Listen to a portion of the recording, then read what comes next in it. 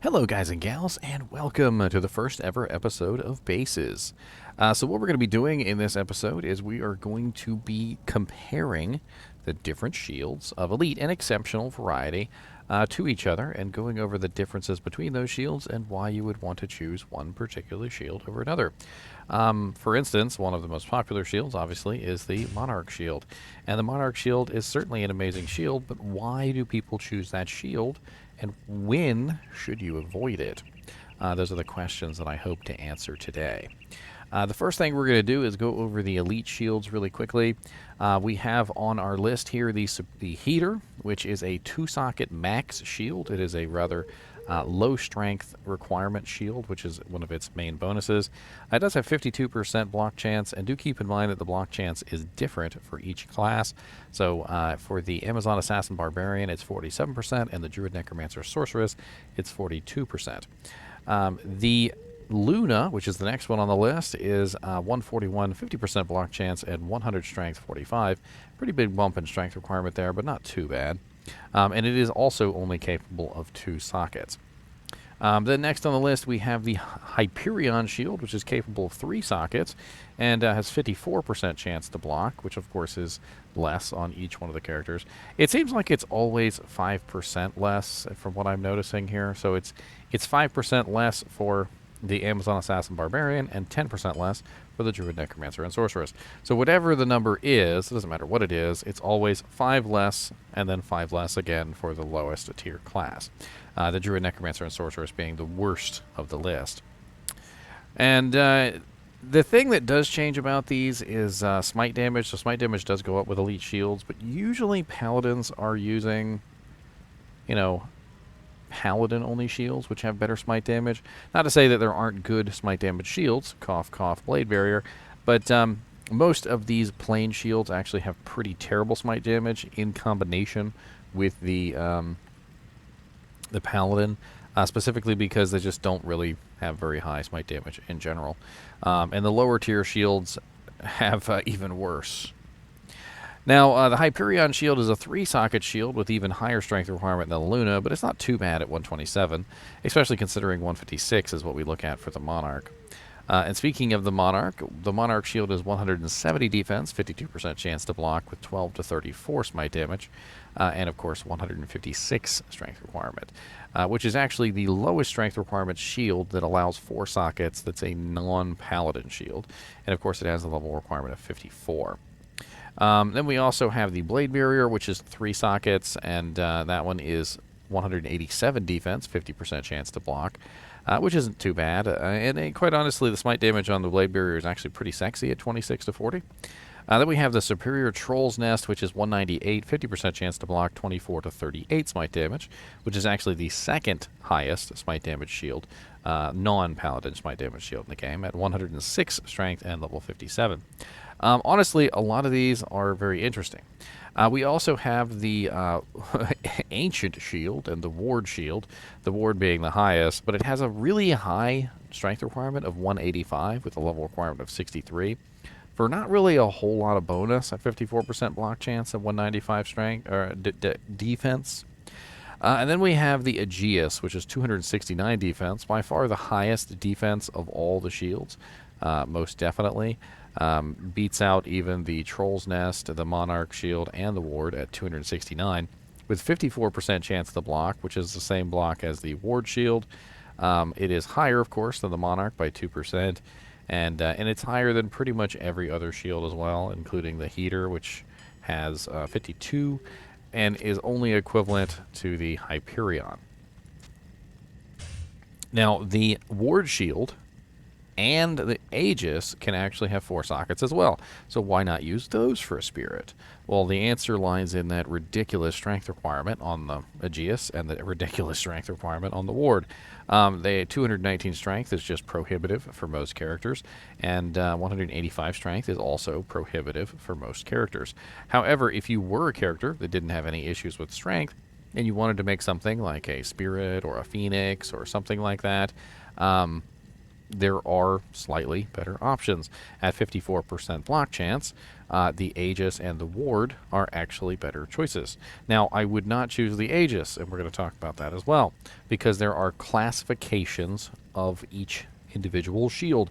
So there are light classifications. The light classifications are Heater, Luna, Troll's Nest, Blade Barrier, and that's it. And those are all of your light shields. So if you want a shield that gives you no run walk and no stamina penalties, you have to go with either the Blade Barrier, the Troll's Nest, the Luna, or the Heater. Honestly, one of the best shields that you can make for a light class shield seems to be, honestly, the Grim Shield, because it has a very low strength requirement, pretty low level requirement, and decent block chance and defense. The Troll's Nest doesn't seem like that good of a bump for going up to 106 strength, so if you are looking for a rather low strength option, the Grim Shield seems to be the better choice. The Aegis is the only heavy class shield, which applies a negative 10% run walk penalty and a negative 10% stamina regeneration penalty. That means that using this shield is going to slow you down considerably. The Ward is a medium class shield, which I always thought would have been a heavy class shield, and it applies a 5% run walk penalty with a 5% stamina drain penalty. The Hyperion is also a medium class shield, and that means we also get the 5% penalty, whereas the Monarch Shield is a light class shield. I may have said differently earlier, but it is a light class shield. Thankfully, the Monarch Shield is one of those shields that is chosen that actually does have a nice run walk speed, because light shields have no penalty. So the shields that have no penalty, again, are the Heater, the Luna, the Monarch Shield, the Blade Barrier, and the Troll's Nest. Now, is the Monarch Shield the best shield to use if you're not making a 4-socket rune word? No, it's not. If you're making a 3-socket rune word like Sanctuary, if you're making a 2-socket rune word like Rhyme or Splendor, it definitely does seem like the Troll's Nest is most likely the superior choice because of its lower strength requirement, decent amount of block chance, and nice defense. However, there are some other choices that you could make that might be better.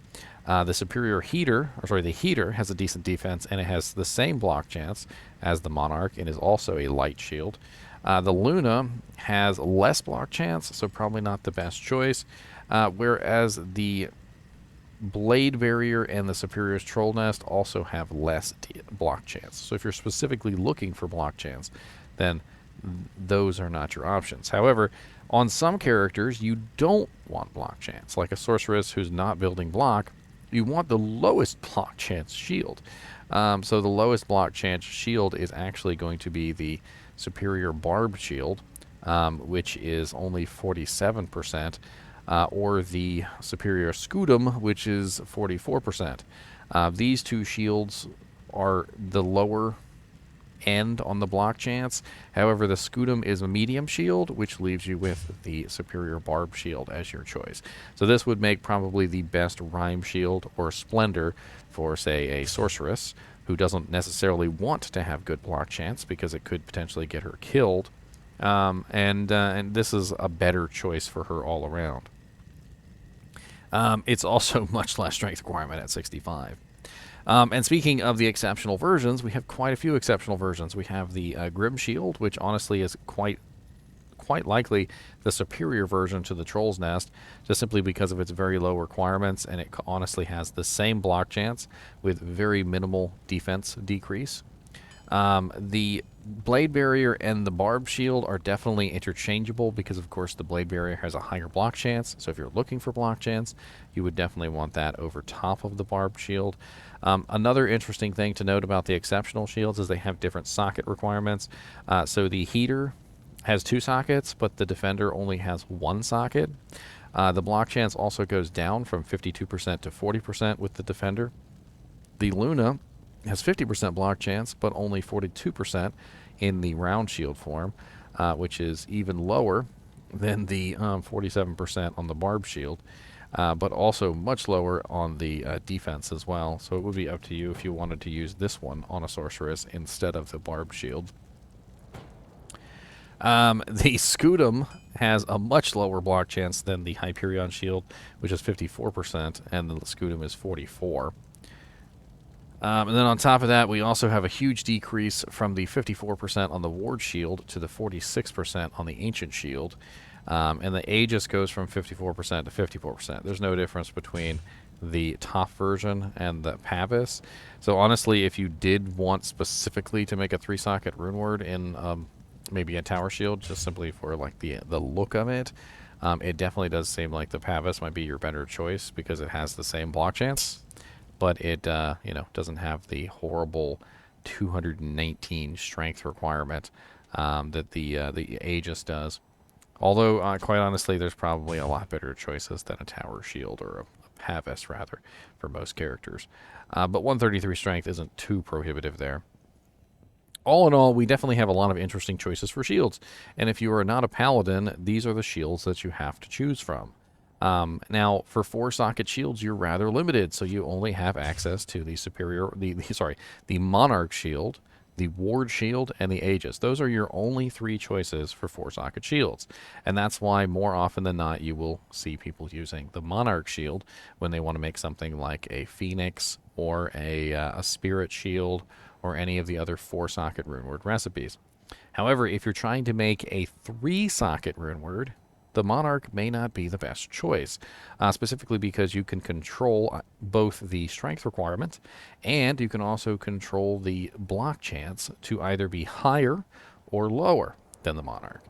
So for instance, if I wanted to go lower than the Monarch with a 3-socket shield, I would probably do something like the Troll's Nest, which is 50% chance to block instead of 52, with only 106 requirement instead of the 156.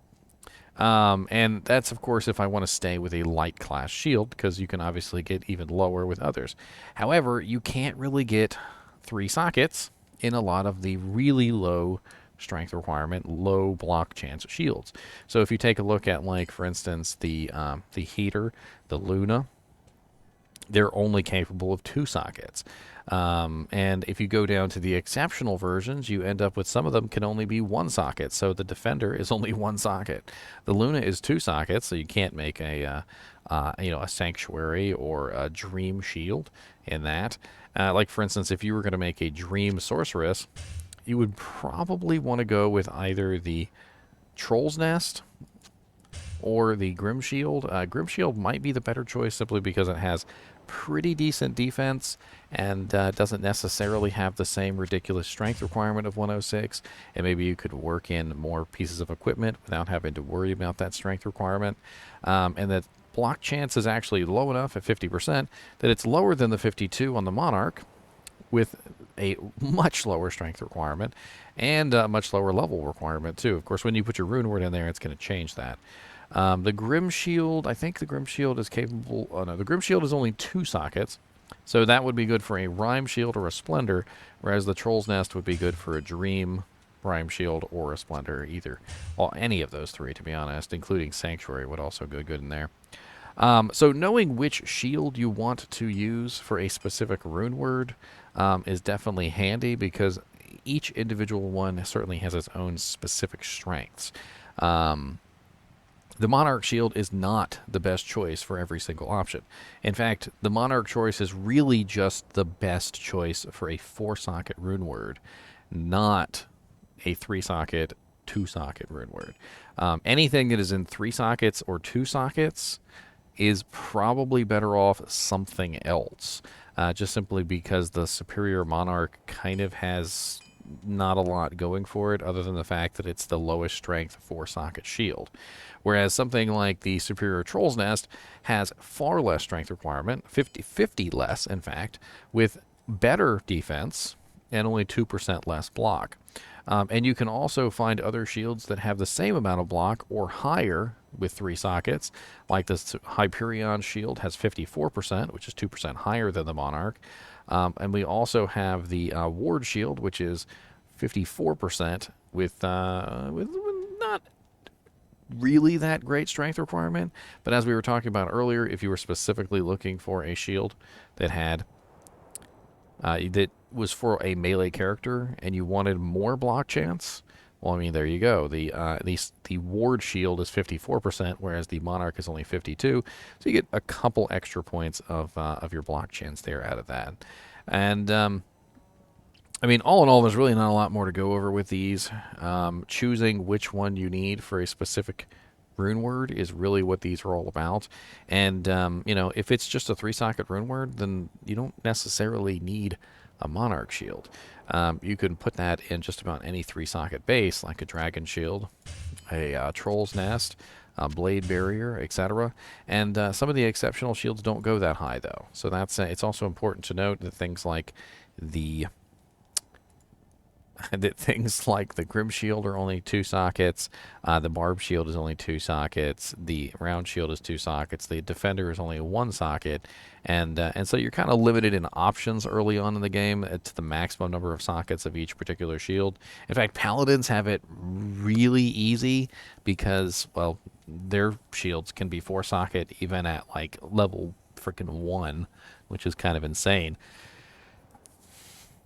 Nothing like having a freaking 4-socket Paladin shield when you're level 3 running around Den of Evil. Of course, they're usually, you know, found by high-level characters and traded to those people, but still. Now, the last thing I think we need to talk about is the number of sockets in relation to where you find the item.